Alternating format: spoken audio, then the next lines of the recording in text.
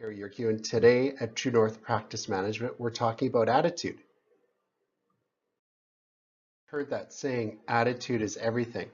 I'm not sure it's everything, but it's very, very important in a practice because it affects the patient care, it affects the way that people are going to talk about you in the community. It's ultimately going to affect your reviews and the morale within a practice.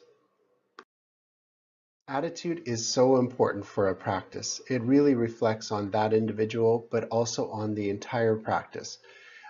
If you have someone with a bad attitude or multiple people, it can really affect the patient care, the service the patients are getting, and then ultimately your ratings in the community.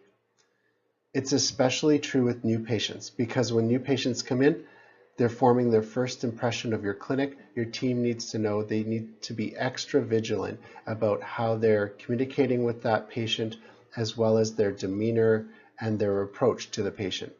I know this because I had a temp agency called Locum Services Inc. for several years early in my career, and we had over 100 people on our staff. Routinely, doctors would say to me that they want to keep my staff because they had such a great attitude and they had such great service and patient care.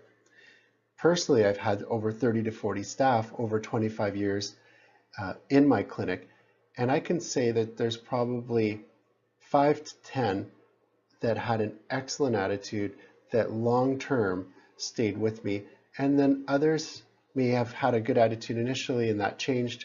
It's important to be perceptive of that, address the issues, overcome them, and if you can't overcome them, then a change needs to be made. And this could be a receptionist, could be a coworker, could be a fellow doctor. If it's the owner of the clinic or if it's an issue that's not being resolved, then a coach could really help. A consultant like me, practice manager, can come in, address the issues, be part of the team, and work together to get the train back on the tracks.